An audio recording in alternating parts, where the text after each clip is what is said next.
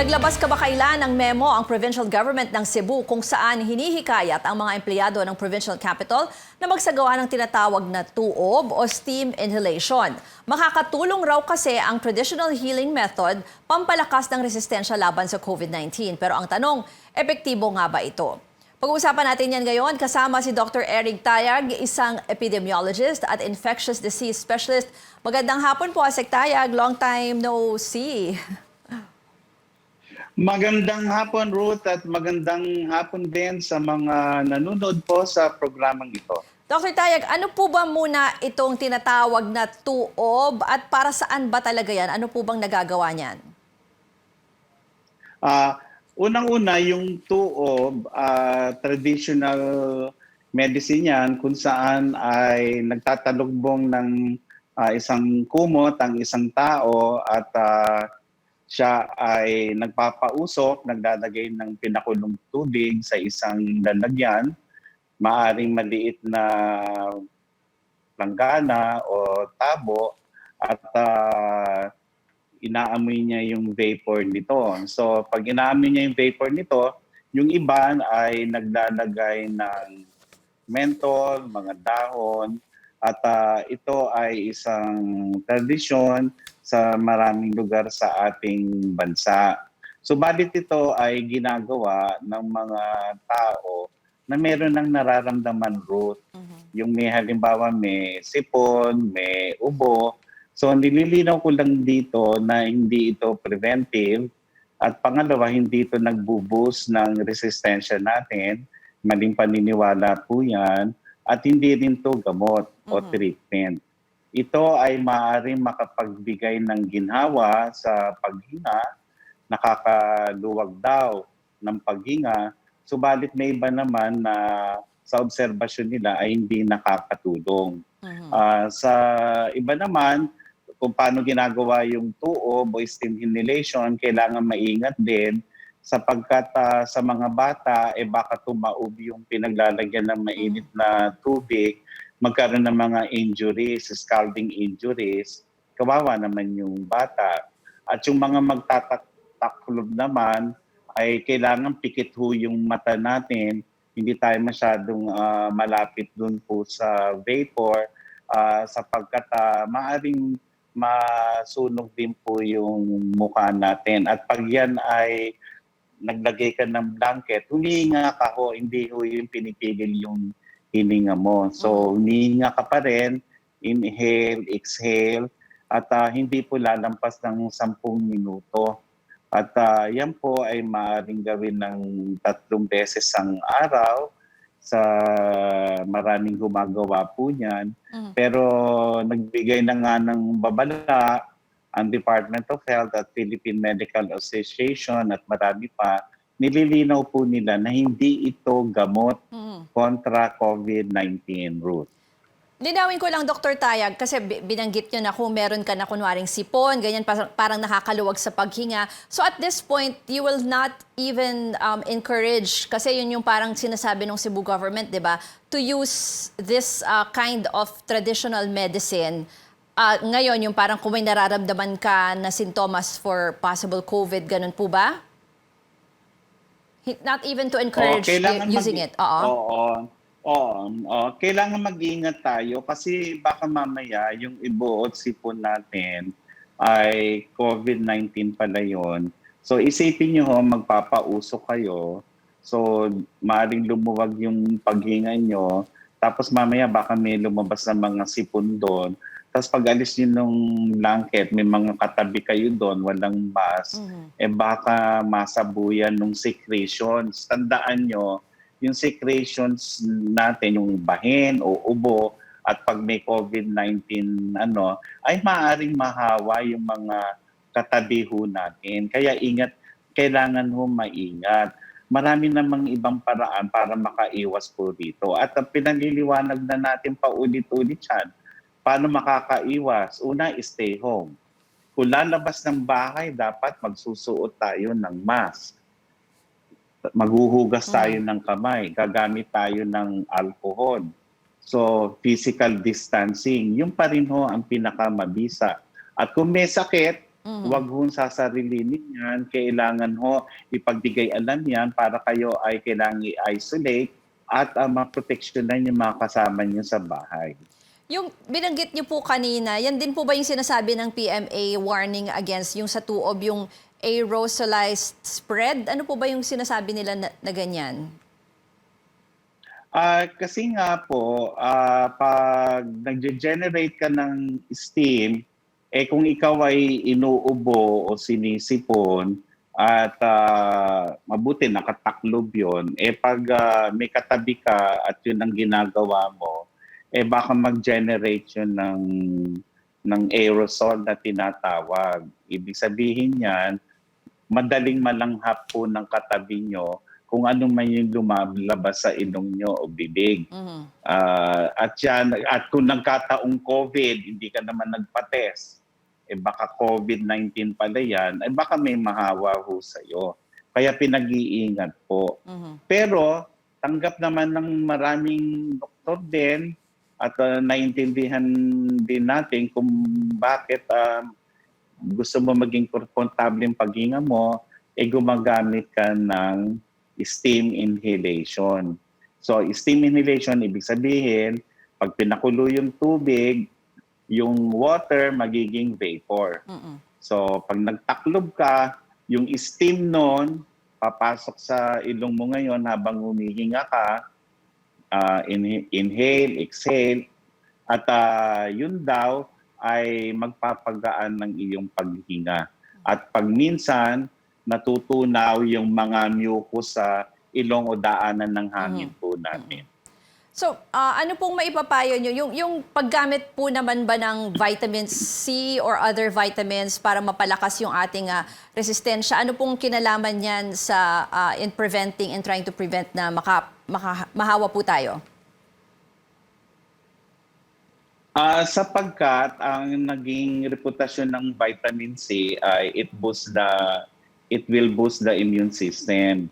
Pero wala namang evidence doon at marami sa mga kababayan natin at marami na ring doktor ang nagbibigay ng prescription sa vitamin C na mega doses pa. Umaabot sa 2 grams per day. Bagamat hindi masama to, ay gusto rin nating sabihin dito ngayon na walang ebidensya na nakakabusto ng immune system. Subalit ang pag-inom ng vitamin C o pagkain ng prutas na masagana sa vitamin C ay maganda sa katawan at kailangan talaga natin ng vitamin C. At huwag niyong kalimutan po na kahit stay home, lumalabas din kayo at magpa-araw sapagkat kailangan din natin ng vitamin D. Oo, vitamin D. Pero yung binanggit nyo kanina yung mega doses, so ano po ang talagang suggested nyo lang na dose for like vitamin C? And tama po ba na if you drink it with zinc, mas na-absorb ng katawan yung mga ganyan po? Ruth, tama naman yung pag may zinc, mas maganda absorption ng vitamin C. Subalit sinasabi nga natin na hindi ito routine, pero pag yan ay binigay na payo sa inyo ng doktor, may option ho kayong sundin yan. This is not for everyone. Kayo ho ay kailangang humingi ng payo sa inyong doktor sa paggamit ng mga mega doses ng vitamin C. This is not routine. Okay. Marami pa tayong pag-uusapan kasama si Dr. Eric Tayag. Yung iba pa dyan, yung mga nabanggit na ibang gamot daw na possible cure for COVID-19. At yung inyong mga comments dito mula sa ating netizens. Sa pagbabalik po yan ng Newsroom ngayon sa CNN Philippines. At ang misconceptions o mga maling paniniwala tungkol sa sakit na ito, kasama pa rin natin si Dr. Eric Tayag. Doc, marami kasi ditong comments ng mga netizens natin sa Facebook na nakatulong daw sa kanila itong tuob katulad ni Jet Going at ni Angel Deseo. Pero may mga comments din yung iba. Sabi ni RL Chaylayo, pag sinabi na tuob, lahat daw ng ulo or katawan ay balot po ng tuwalya. So paano daw po sasabihin na malalanghap yung ubo ng iba at kakalat daw po yung bakterya? Dr. Tayag. Okay. Alam mo, mahirap talagang maitama, lalo na ang ating paniniwala ay talagang taimtim na ito nga ay maaaring makatulong sa atin. Subalit may paraan para nang sa ganon ay mapatunayan na ang isang pamamaraan ng paggagamot ay makakabuti talaga. So una, ang steam inhalation ay walang ebidensya na panlaban natin sa COVID-19. So dapat malinaw na po yan. Pangalawa, hindi rin siya preventive. Kaya nga naghahantay tayo ng bakuna. So dapat yung dalawang niya malinaw na malinaw.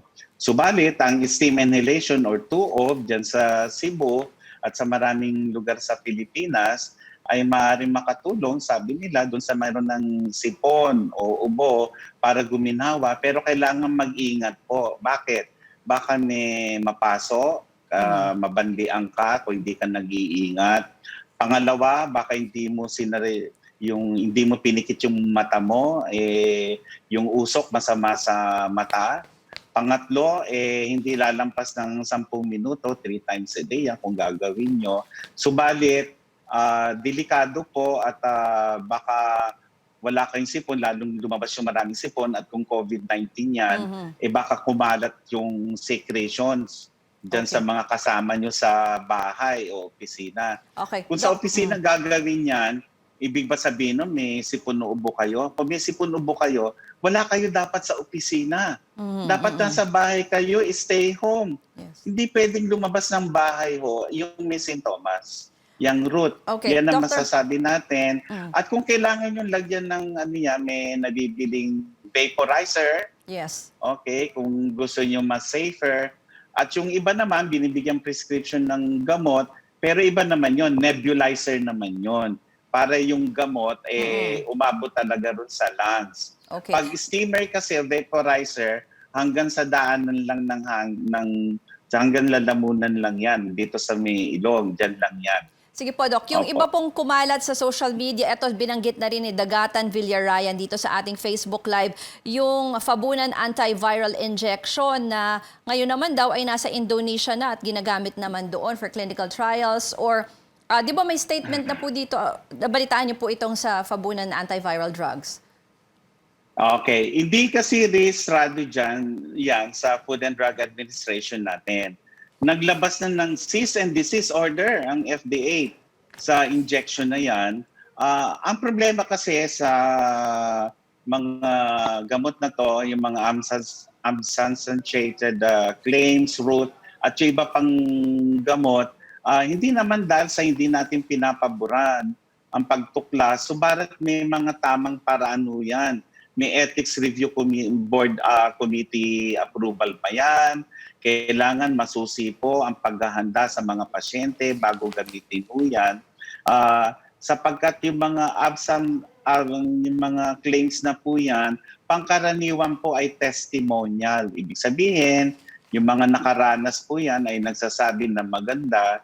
Subalit sa isang rigorous scientific study, ay kailangan may dalawang grupo. May isang grupo na gagamit yan, may isang grupo na hindi gagamit yan, para wala tayong bias po na tinatawag at ikukumpara natin yung resulta. Doon na natin masasabi na mas mainam na itong gagamitin kesa yung walang gagamitin. Doc, paalala nyo na lang ulit sa publiko, sa ngayon po ba, wala pa talagang gamot, wala pang vaccine against COVID-19, at ano po talaga yung pwede natin gawin sa ngayon para mag-ingat? Okay. Unang-una, kailangan magpasalamat tayo sapagkat ang Pilipinas ay isa sa mga bansang kasama sa tinatawag na Solidarity Trial, kung saan may 4 na arm ng treatment, subalit inalis na po yung hydroxychloroquine at saka yung antibiotic na kasama nito, hindi ko nababanggitin sapagkat baka gamitin ng mga nanonood ngayon. Okay, tapos may 3 pa hong treatment arms. Kasama po ito sa pinag-aaralan sa buong mundo. Tumatanggap tayo ng mga report at wala pa pong gamot. Tuloy-tuloy pa rin ang pagtuklas. Hindi pa po sinasara ang pinto sa pagtutuklas ng bagong gamot. Subalit kailangang pag-aralan to ng masusi. Pangalawa, marami po ang nakatuklas na ng mga vaccine candidates, pero yung asa po natin na baka sa katapusan ng ng taon, baka hindi po mangyari yan, o kaya sa isang taon. Mahaba pong proseso bago maaprubahan ng isang bakuna. Ang una po kasing dapat yan, is it safe? Kasi dapat, first, it should do no harm. Okay. Bago pa kung yan ay epektibo. So, matinding pag-iingat na lang po muna. Maraming salamat po sa inyong panahon, Dr. Eric Tayag, epidemiologist at infectious disease specialist. Maraming salamat at ingat po tayo. Huwag kalimutan po ang mask. Okay, thank you po, Doc. Alcohol, importante po yan. At magbabalik po ang news